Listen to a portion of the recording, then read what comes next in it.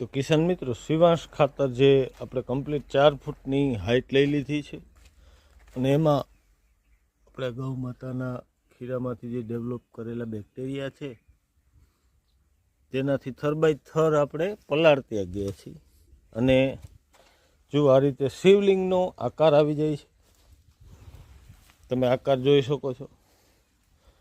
9, 6 અને 3ના રેશિયોથી આપણે આમાં લીલો સૂકો બધો ચારો ઉમેર્યો છે.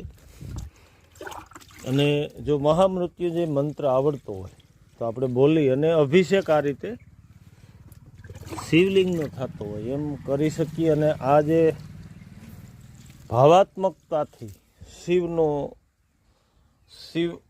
અંશ એવું આ ખાતરનું નામ હોય. અને આપણા સુવર્ણ ભારતમાં જે સોનાનું ભારત હતું ત્યારે સાધુ સંતોની રીતે આજે ખાતર બનાવવામાં આવતું. અને 2.5 વીઘામાં પૂરક ખાતર તમામ તત્વોથી ભરપૂર એવું આ શિવાંશ ખાતર.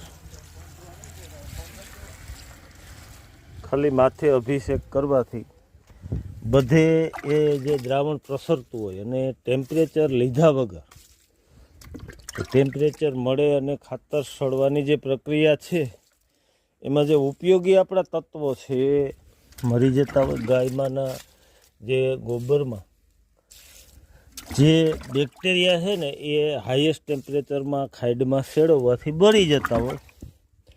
અને આ ઠંડુ થઈ અને સડતું હોય કે આ ખાતર સડશે ને ત્યાં લગી આમાં કોઈ બેક્ટેરિયાને મારણ નહીં કરે.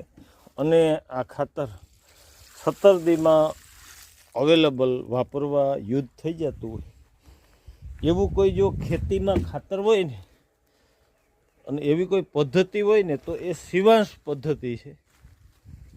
અને આમાં આપણે મોબાઈલમાં પણ તમે મહામૃત્યુંજય મંત્ર વગાડી શકો છો. આવડતું હોય તો બોલી શકો છો. અદ્ભુત રિઝલ્ટ મળ્યા છે. ખેડૂતો લગી આ માહિતી પૂગે અને ઘણા બધા ખેડૂતોનો જે માંગ હતી કે શિવાંશ ખાતરની આખી પદ્ધતિ અમને બતાવો, એટલે આપણે ખેડૂતો લગી આ પૂગે એના માટે બનાવ્યું છે. અને હું તો વાપરું પણ છું, રિઝલ્ટ સારા આવે છે. આની પહેલાં પણ આપણે ઘણા વિડીયો શિવાંશ ખાતરના અલગ અલગ રીતે બનાવી અને આપેલા છે. તો ખેડૂત મિત્રો, 2.5 વીઘામાં કાંઈ જરૂર નથી.